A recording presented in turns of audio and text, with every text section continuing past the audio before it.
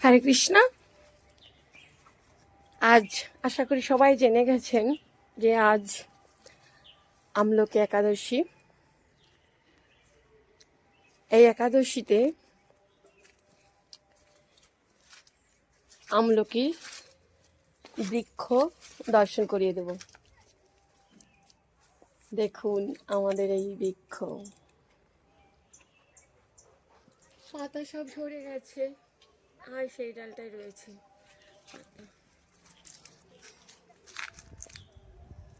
বৃক্ষে ব্রহ্মা বিষ্ণু মহেশ্বর বাস করেন। আর আমলকি বৃক্ষের শাখা প্রশাখাতে প্রজাপতি, ঋষিগণ, সকল দেবদেবীরা বসবাস করেন। আমলকি গাছের তলায় রাত্রি জাগরণ করলে সহস্র গাভী দানের ফল পাওয়া যায়।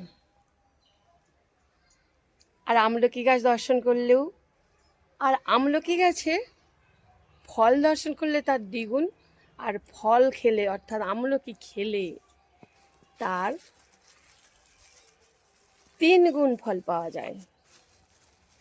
এই যে আমলকি ফল, তো সকল বন্ধুদের জন্য আমি পাঠিয়ে দিচ্ছি, পেয়ে নেবেন। অর্থাৎ একাদশী পালনের ফলে আমরা বিষ্ণু লোকে যেতে পারবো। অতএব এই একাদশী সবাই মন দিয়ে একাগ্র চিত্তে এবং এক মনে পালন করবেন। হরে কৃষ্ণা, হরি বল। আমলকি একাদশী ব্রত কি জয়।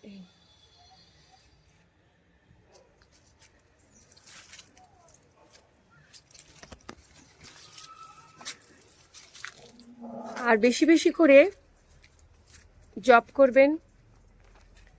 একাদশীর মাহাত্ম্য তো শ্রবণ অথবা পাঠ করবেনই,